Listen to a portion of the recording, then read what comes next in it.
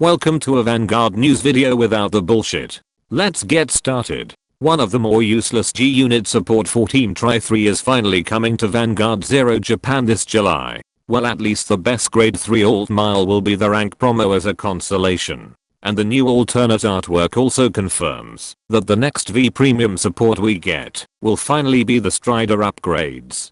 Game Studio is very desperate to get your money by releasing everyone's favorite character glow-ups from G-Next 4 character skins, except Utayo. Here is the key visual for the upcoming Vanguard Dear Days video game. With the amount of stylized jackets most of the character wears in this image, I'm surprised that Bushiroad has yet to produce actual jacket wear to sell in boutiques. The original characters for this game makes it feel like this is an otome game. One of them is even wearing a low-cut v-neck showing off some pecs. Adding to this conclusion is the fact that Yuki Ichidoji's brother, Rasen Ichidoji, is actually older than her despite looking younger. Nothing like stalking your older brother to get into the same hobby as him. All of the cards featured in this shot will also be featured in the anime. Because why animate other units that's not the Vanguard or Varina when you can dazzle your audience with so much Sakuga that it costed Shield Heroes training arc to be cut from season 2. Here are the contents of the upcoming D-series trial decks.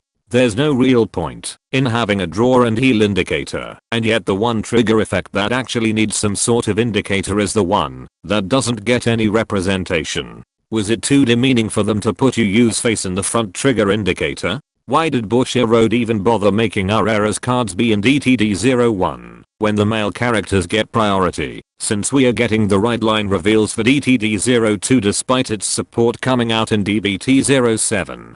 Dual Lias Draco Kid is your typical D-series starter that looks like another rejected Digimon design, so they settled for Vanguard instead. Dual Core Dragon when rode upon by Demonic Stone Dragon Jewel Neil lets you call itself to rear guard. And while on rear guard, it gets 5k power when it attacks or boost, but is placed into your soul at the end of that battle. Every Dark State deck can now do early rush with this card alone.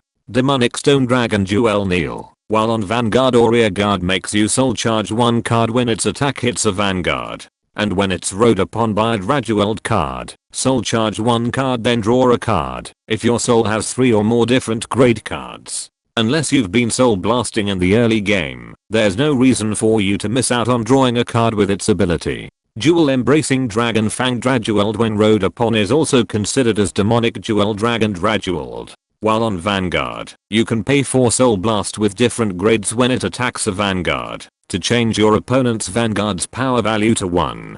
Then this card gets an extra crit if your opponent's Vanguard is grade 3 or higher. And while on rear guard, this unit gets 5k power if you soul blasted 4 or more cards at the same time for the cost of your card's ability.